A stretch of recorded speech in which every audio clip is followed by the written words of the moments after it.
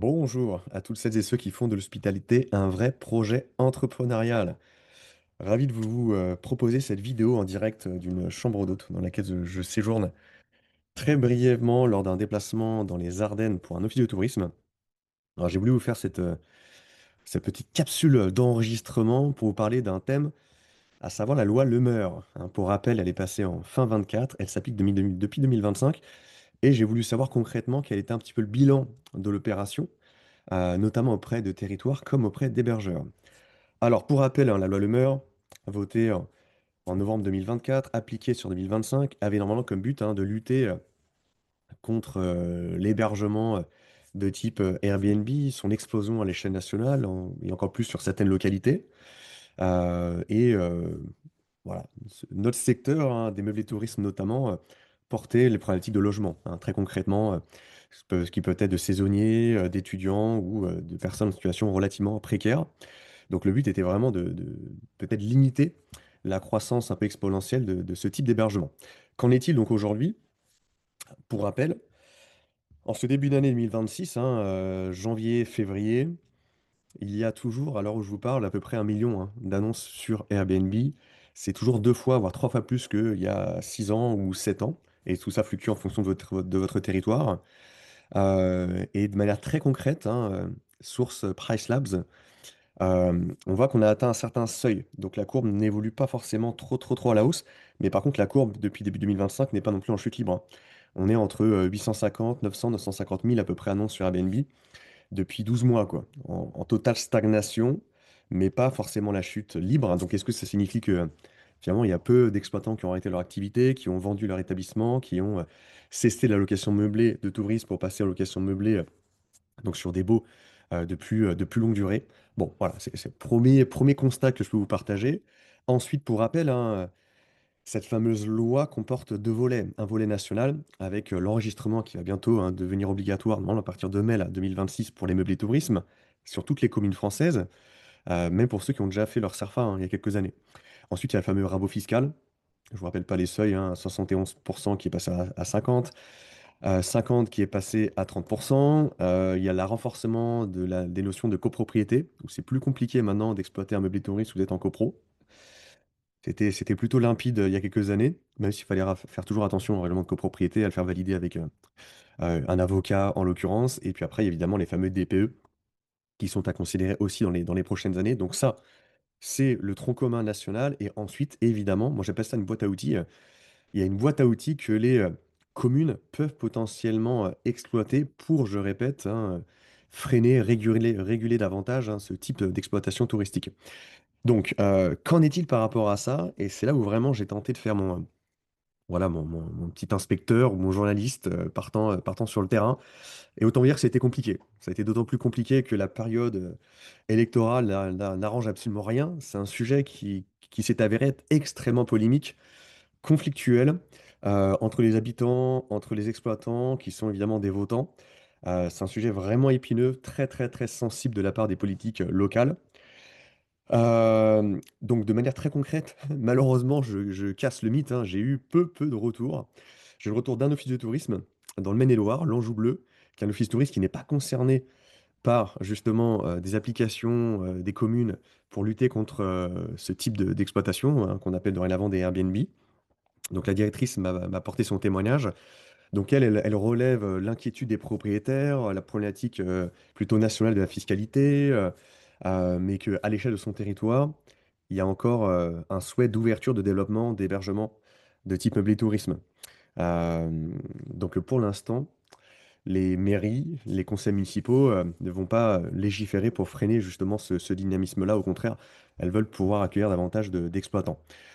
Mais qu'il y a quand même de l'inquiétude de la part de ces pros vis-à-vis de la fiscalité, l'endurcissement sans doute, hein, peut-être d'application également dans le futur, au niveau national. C'est là vraiment où les pros peuvent être inquiets et ne savent pas trop justement quel sera le futur pour anticiper un statut, un régime. Est-ce qu'il reste en microbique et est-ce qu'on passe au régime réel? Bon, voilà, tout ça sont des sources de stress, d'inquiétude de la part des pros, même si, à l'échelle de son territoire, ils ne sont pas concernés par des dispositifs plus locaux. Je vous le fais court là sur les dispositifs locaux, pour rappel, hein. Pour résidence principale, ils peuvent passer de 120 nuits à 90 nuits, maximum de location à l'année. Il y a ensuite la possibilité hein, de réserver certains secteurs du PLU à la construction de résidences principales uniquement et pas de résidences secondaires. Quel est l'impact? Compliqué à mesurer. Est-ce que l'ensemble des meublés tourisme, en tout cas principalement les meublés tourisme sont en résidence secondaire? C'est déjà même ça compliqué à savoir. Donc est-ce que le fait de réserver une partie du PLUI aux résidences principales va vraiment freiner le développement des meublés? Pas nécessairement, pas nécessairement, du moins c'est ce qu'on constate à l'échelle nationale. Euh, il est question d'autorisation du changement d'usage avec l'obligation de compensation. Ça, c'est le truc potentiellement le plus dur et qui est mis en place maintenant dans un certain nombre de communes, hein. Que ce soit chez nous à La Rochelle, c'est le cas à Bordeaux, c'est le cas à Lyon, c'est le cas aussi dans la communauté d'agglomération du Pays Basque, où là concrètement le nombre de meublés a explosé. Et là, on a récupéré le témoignage via un article de la Banque des Territoires de Jean René Etchegaray, qui dit que c'est déjà plutôt positif dans son rôle de politique. Des logements reviennent progressivement sur le marché de la location à l'année, même si certains propriétaires ont engagé des procédures judiciaires contre la compensation. Bon, ce qui est le cas aussi dans d'autres territoires. Il y a eu le cas à La Rochelle, bon, ça a mis du temps, mais finalement, l'agglomération, la commune, la ville de La Rochelle a gagné. Donc maintenant, c'est en application, mais c'est, voilà, encore une fois, ça montre toute la sensibilité de ce sujet-là, extrêmement clivant. Et l'autre outil dans la boîte à outils qu'ont les territoires et les communes, c'est l'autorisation de changement d'usage avec mise en place de quotas selon des quartiers définis au niveau de la commune. Donc c'est le cas à Montpellier, à Saint-Malo ou encore dans le Grand Annecy. La fameuse Venise des Alpes, où là aussi, bon, il y a beaucoup de conflits entre les habitants, donc les locaux, les riverains, les voyageurs, l'économie pour les restaurateurs, les partenaires, activités loisirs au niveau de la localité, etc., etc. Donc bref, évidemment, j'ai récupéré un témoignage, pas plus, malheureusement, j'ai récupéré un témoignage sous couvert d'anonymat d'un propriétaire qui lui est concerné par justement un endurcissement sévère au niveau de sa commune, qui est évidemment lui dans voilà, dans une situation qui est compliquée. Concrètement, il a un logement meublé tourisme, et maintenant on lui impose d'arrêter son activité meublé tourisme et de le basculer sur un meublé classique.